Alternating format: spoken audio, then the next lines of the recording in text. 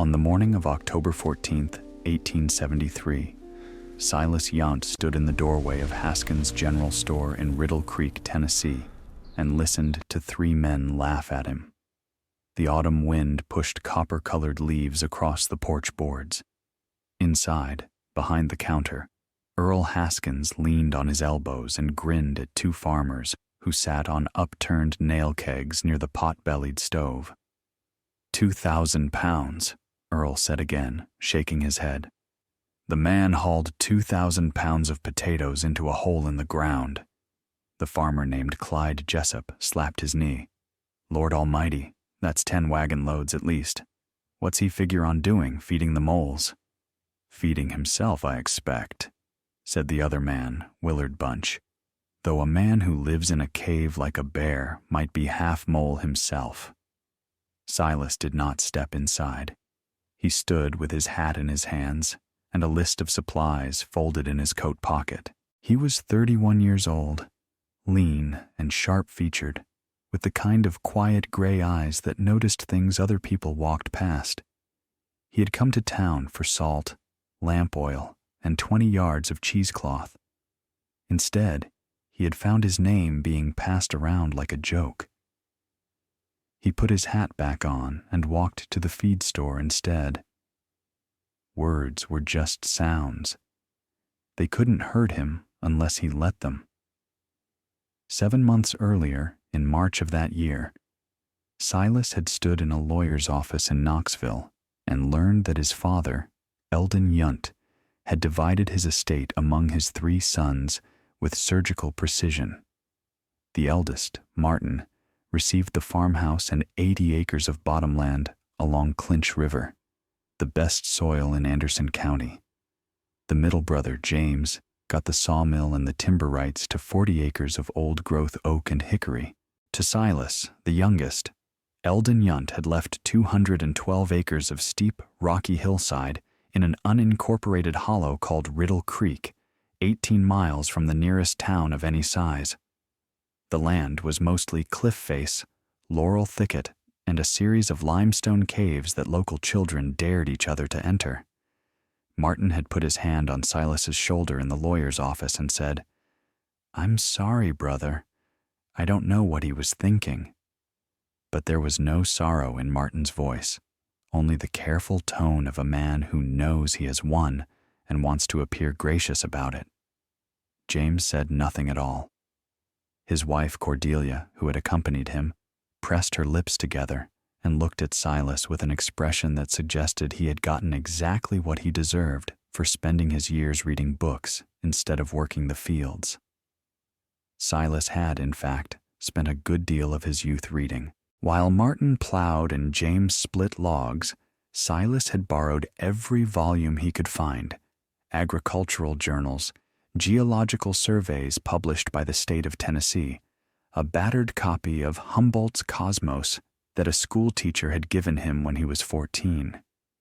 His father had regarded this habit with a mixture of bewilderment and mild contempt, the way a blacksmith might regard a son who preferred to sketch flowers. Eldon Yount believed in land, timber, and livestock.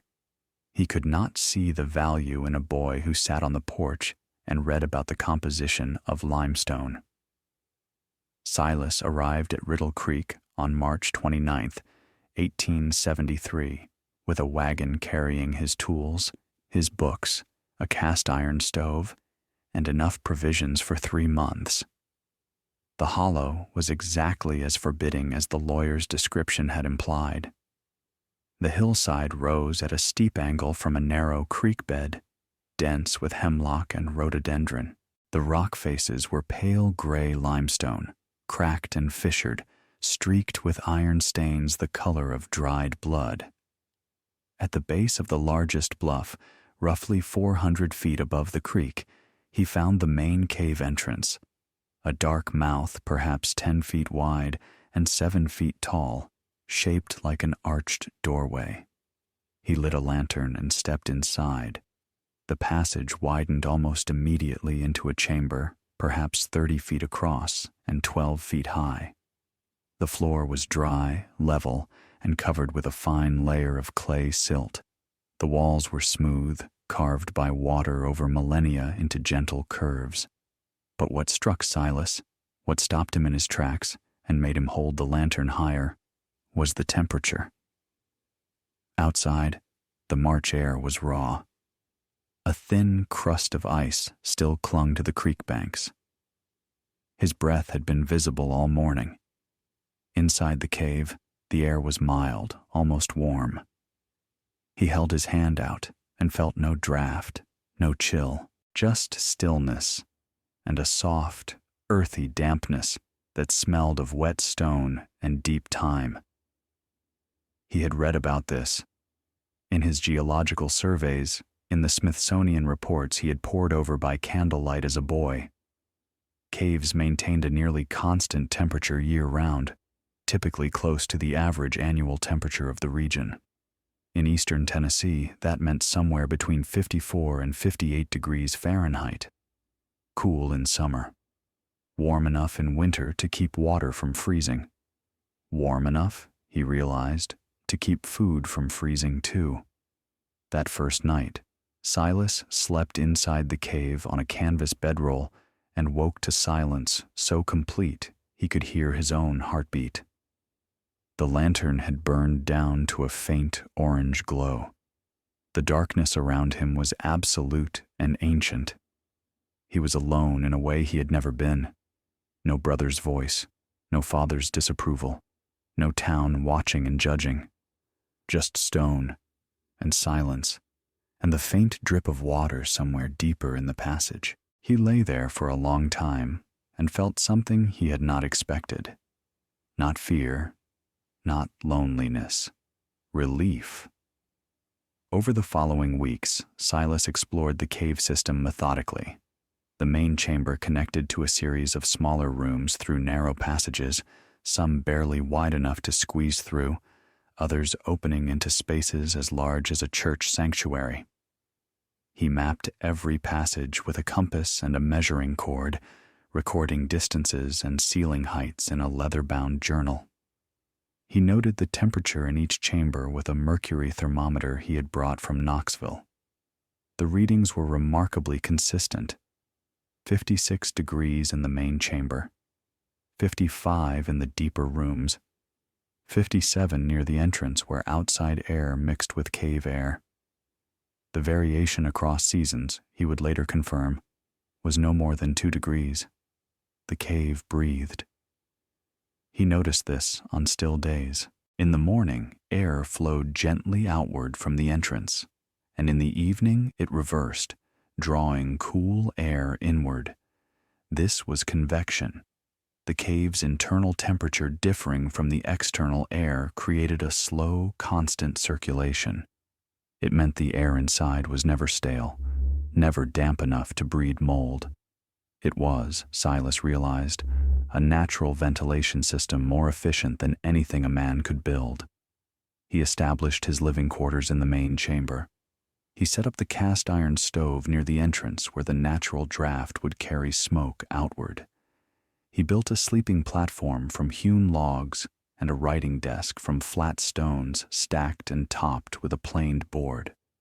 He hung his lanterns from iron hooks driven into cracks in the ceiling. Within a month, he had something that was not quite a home, but was considerably more comfortable than many cabins in the region. The townspeople of Riddle Creek, such as they were, perhaps 40 families scattered across the surrounding hollows, regarded Silas with a mix of curiosity and pity. A man living in a cave was not unheard of in the Tennessee hills, but it generally indicated either extreme poverty or a deficiency of mind. Silas appeared to be neither poor nor simple, which made him harder to categorize and therefore more unsettling. By May, Silas had begun his real work. He had noticed that the deeper chambers, accessed through a passage roughly 60 feet from the main entrance, maintained not only stable temperature, but remarkably low humidity. The limestone walls absorbed moisture and regulated it like a slow geological sponge. These conditions, he knew from his reading, were nearly identical to those recommended by agricultural scientists for the long-term storage of root vegetables. The journals he had studied described European potato cellars and the elaborate measures farmers took to maintain temperatures between 45 and 55 degrees with humidity below 80%. Nature had built him a cellar that surpassed anything human engineering could achieve. He spent the summer preparing. He cleared and leveled the floors of 3 adjoining chambers, each roughly 15 feet square. He built wooden shelving along the walls, simple, sturdy frames of oak, fitted together with mortise and tenon joints, raised 6 inches off the floor on stone footings to allow air circulation beneath. He fashioned ventilation channels by widening existing cracks in the rock with a hammer and chisel, creating pathways that connected to the cave's natural airflow. He lined each shelf with a layer of clean straw, then dry sand, creating a bed that would cushion the potatoes and absorb excess moisture. In August and September, he bought potatoes, not from one farmer, but from every grower within a 20-mile radius. He bought seconds and thirds, the small, misshapen, or slightly damaged tubers that farmers typically fed to hogs or left to rot. He paid fair prices, which confused the sellers. He hauled load after load up the steep trail to his cave in a wagon pulled by a mule he had named Ptolemy, after the astronomer. By the first week of October, he had stored approximately 2,000 pounds of potatoes in his cave chambers, spread across the shelved rooms in layers no more than 3 deep, each layer separated by straw and sand. This was when the laughter began. The farmers who had sold him their surplus talked, as farmers do. Word spread through Riddle Creek and the surrounding hollows like smoke through a crack. The caveman had filled his hole with potatoes. 2,000 pounds of potatoes. Enough to feed a regiment.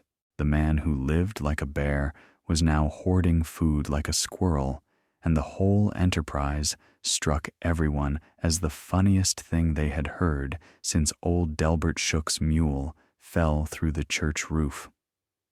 Potato Fool, they called him. The name stuck with the cheerful cruelty that small communities excel at. Children shouted it from a safe distance when Silas came to town. Women whispered it behind their hands. Men said it to his face with grins that dared him to take offense. Silas did not take offense. He bought his salt and his lamp oil and his cheesecloth, and he went back to his cave, and he waited for winter. The winter of 1873 to 74 arrived early and announced itself without mercy. On November 8th, the first snow fell, not the light, decorative dusting common to East Tennessee autumns, but a hard, driving storm that dropped 14 inches in 2 days. By late November, the temperature had plunged below zero. The creek froze solid. The roads became impassable walls of ice and mud. And then, on December 3rd, the great blizzard struck. It came from the northwest with a sound like a freight train, dumping 3 feet of snow across the Cumberland Plateau and the Tennessee Valley in less than 36 hours. Trees split apart from the cold. Livestock that had not been sheltered froze standing in their fields. The temperature dropped to 18 degrees below zero, a figure that old-timers would reference for decades afterward as the coldest night in living memory. The destruction was methodical and thorough. Root cellars across the region, dug into hillsides and lined with straw, failed. The frost reached deeper than anyone had planned for, penetrating the earth to depths of 2 and 3 feet. Potatoes, turnips, carrots, and cabbages, the stored harvests that families depended on to survive until spring, froze solid, turned to mush, and rotted. Grain stores fared somewhat better, but grain alone could not sustain families through 4 months of winter. By late December, hunger had begun to settle over the hollows like a second storm. Inside Silas Yunt's cave, the temperature was 56 degrees. He checked it every morning and every evening, recording the readings in his journal with the same meticulous precision he applied to everything. While the world outside cracked and groaned under the weight of ice, the limestone walls held their ancient warmth like a mother holding a child. The potatoes sat on their shelves in perfect condition, firm, dry, unsprouted. 2,000 pounds of food, untouched by the killing cold. The first family came to his door on December 27th. It was a man named Phelps, with a wife and 4 children, who lived 3 miles down the creek. His root cellar had frozen through entirely. He had nothing left but cornmeal and a little salt pork. He stood at the cave entrance with his hat in his hands and an expression that mixed shame with desperation in equal measure. Silas gave him 50 pounds of potatoes and asked for nothing in return. By January, they came regularly. Families from up and down the hollow, from over the ridge, from as far away as the crossroads settlement at Brimstone. Silas kept careful records. He weighed each allotment on a balance scale and noted the family name, the date, and the amount in his journal. He did not give indiscriminately. He calculated how much he could distribute while maintaining enough reserves to last until the ground thawed in April. He rationed with the same quiet precision he brought to everything. He never once said, "I told you so." He never reminded anyone that they had called him a fool. He simply weighed the potatoes, handed them over, and wished each family well. Some offered to pay. He told them to pay him in the spring, if they could, and if they couldn't, to consider it a gift. Most paid eventually. Some didn't. He did not keep track of the difference. The name Potato Fool disappeared from common usage that winter, replaced by something more complicated.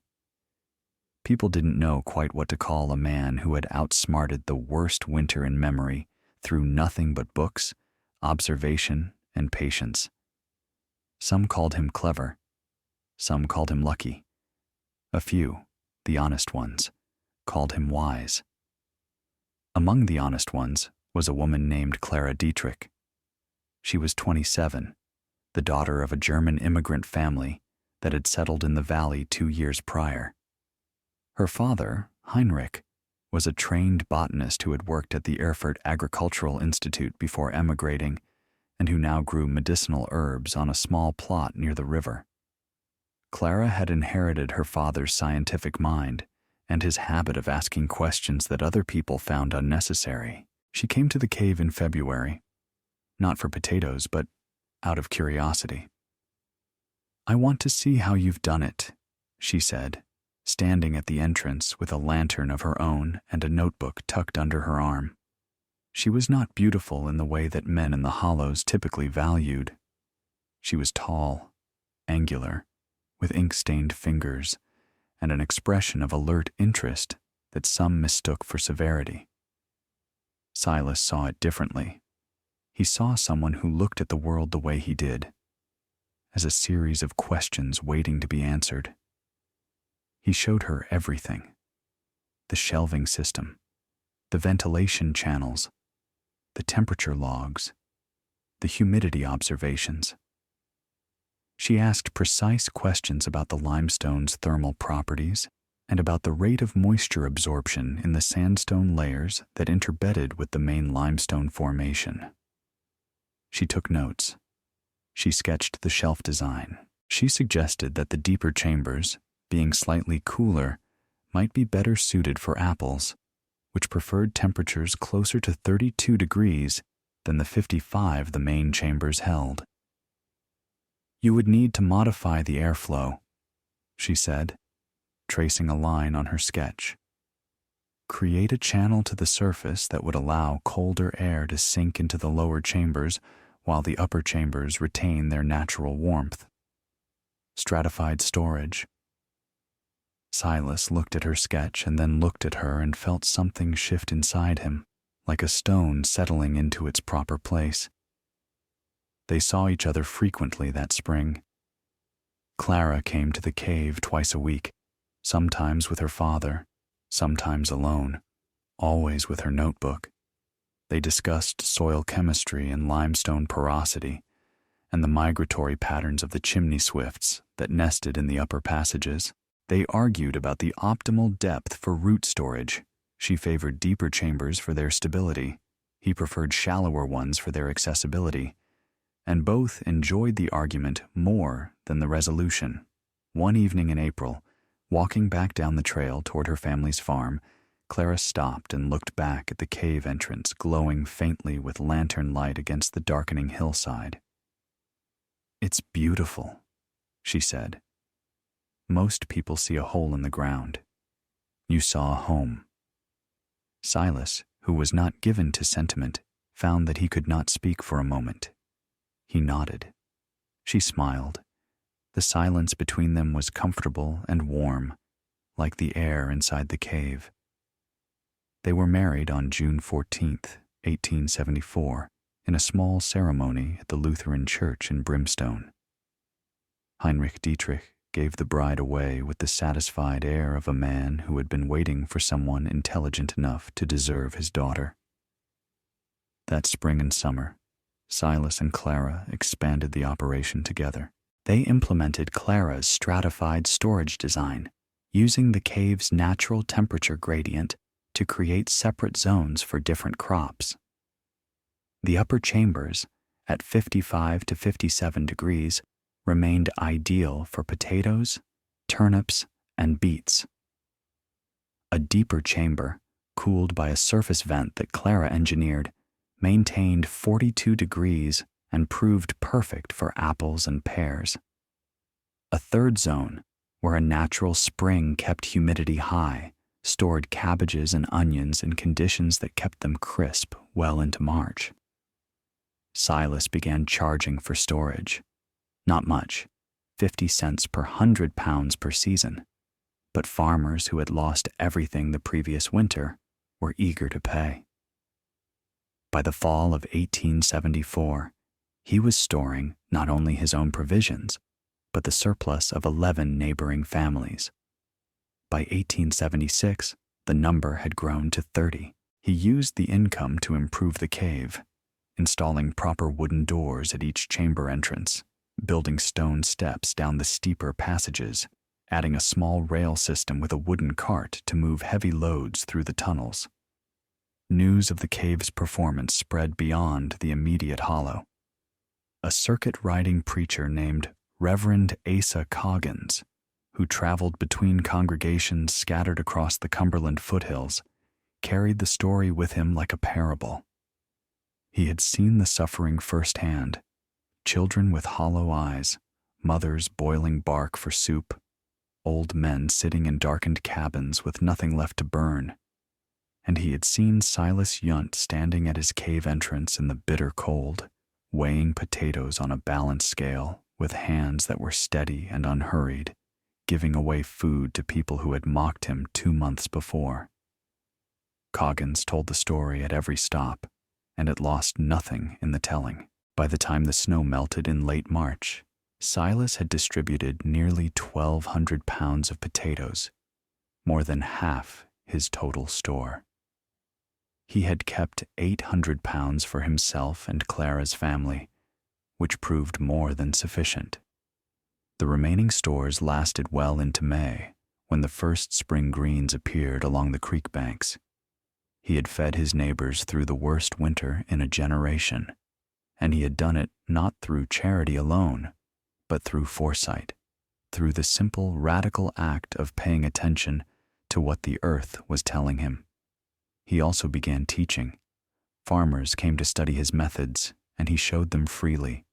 He explained the principles of thermal mass, the relationship between humidity and spoilage, the importance of air circulation.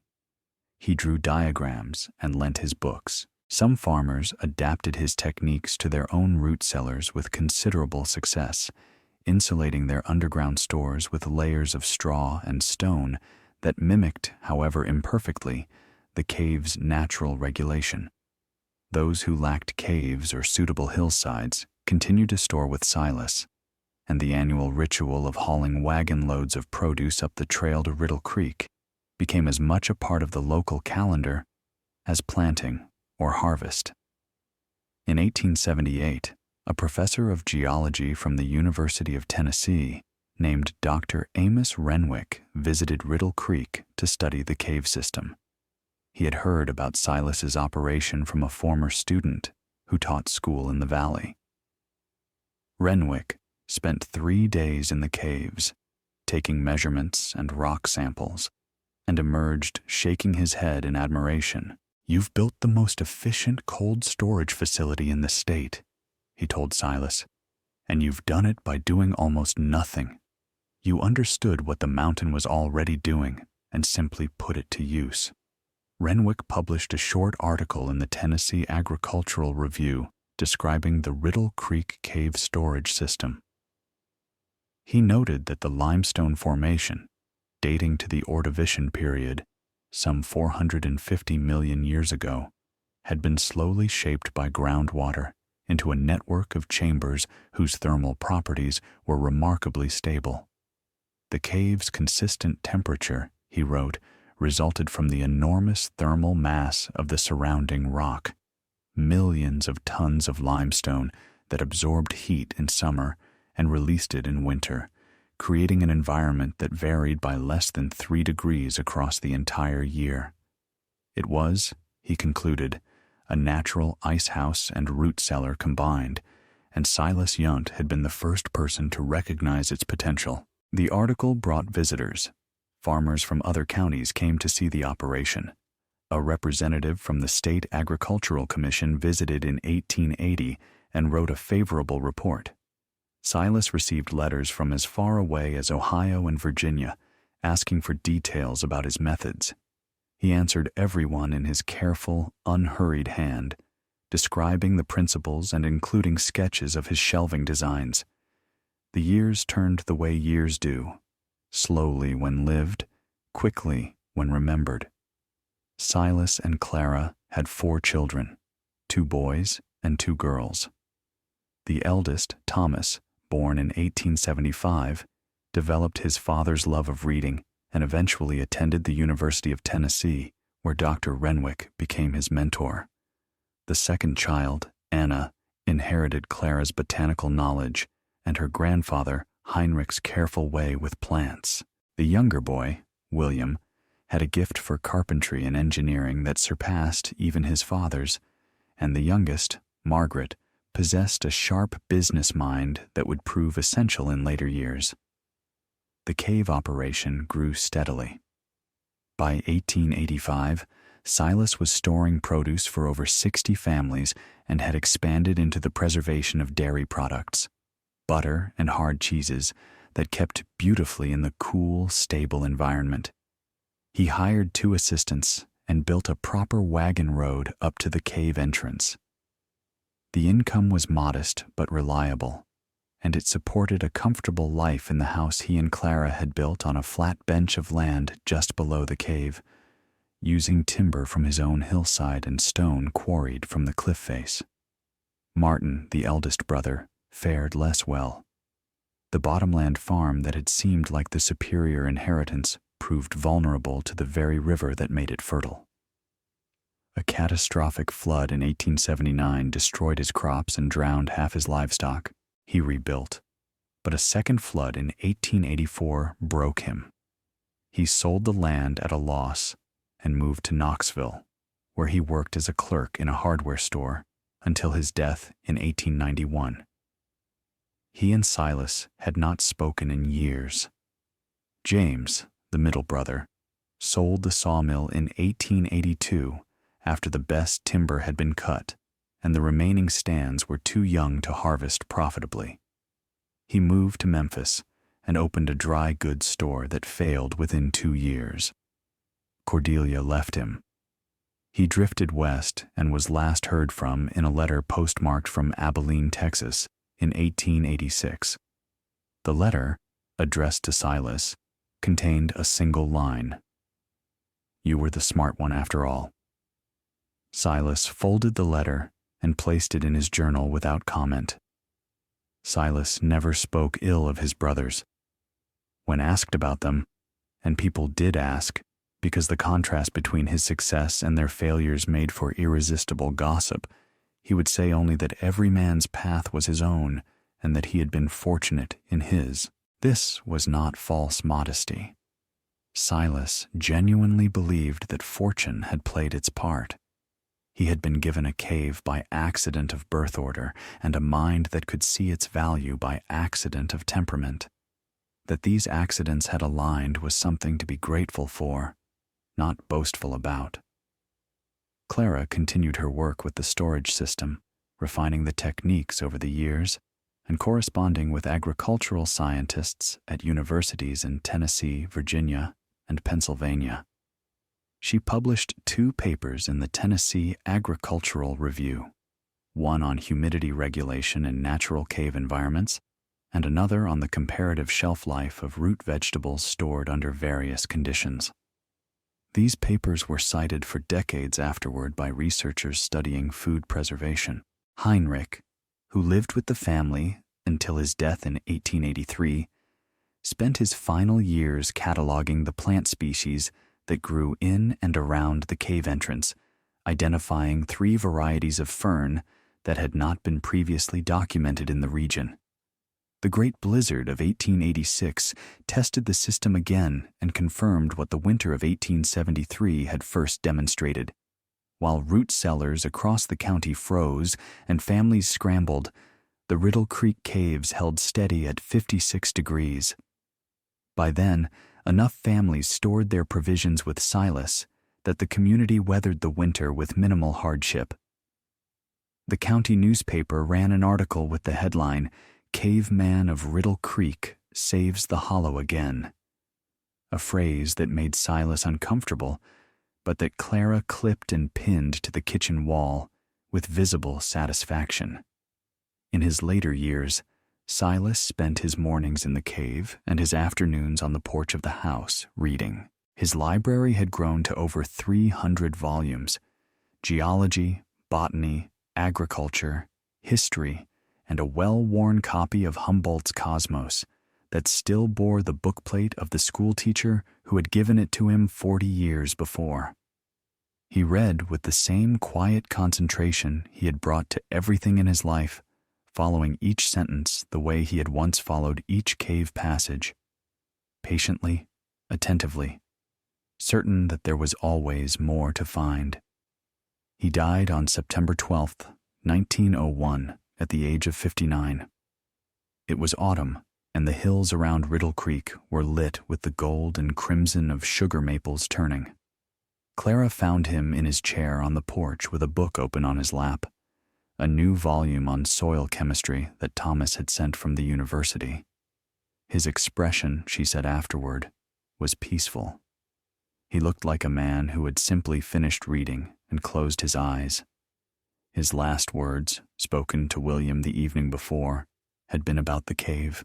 William had mentioned that one of the deeper passages, previously unexplored, seemed to open into a large chamber beyond a narrow squeeze. Silas had smiled, a rare, full smile that his children recognized as genuine delight. "Go look," he said. "There's always more to find." The Riddle Creek caves are still in use today. William Yount expanded the system in the early 1900s, adding electric lighting and a mechanical ventilation system that supplemented the natural airflow. Margaret managed the business side, establishing contracts with regional grocers and eventually with the railroad, which shipped Riddle Creek stored apples as far as Nashville and Chattanooga. Thomas, from his position at the university, conducted formal studies of the cave's thermal properties that were published in scientific journals and influenced the design of cold storage facilities across the southeastern United States. The caves are now operated by Silas's great-grandchildren. Modern temperature monitoring confirms what Silas recorded in his leather-bound journal 150 years ago. The chambers maintain a year-round temperature between 54 and 58 degrees Fahrenheit, varying by less than 3 degrees, regardless of the weather outside. The shelving still follows his original design. Oak frames on stone footings, raised 6 inches above the floor, ventilated from below. The deeper chambers still store apples. The upper rooms still hold potatoes. The journal itself sits in a glass case at the Anderson County Historical Museum, open to the page dated October 14th, 1873, the day Silas stood in the doorway of Haskins' General Store and listened to men laugh at him. The entry for that day is brief and characteristically understated. It records the temperature in each chamber, the total weight of potatoes stored, and the supplies he purchased in town. There is no mention of mockery, no record of anger or hurt, just the steady, careful observations of a man who understood that the earth keeps its own counsel and that patience, more than pride, is what sees a person through. 2,000 pounds of potatoes, carried into darkness by a man the world called a fool. He had listened not to the laughter of neighbors, but to the quiet testimony of stone. He had trusted the mountain, and the mountain had answered. The winter proved him right. And the cave, ancient, constant, breathing its slow stone breath, is holding still,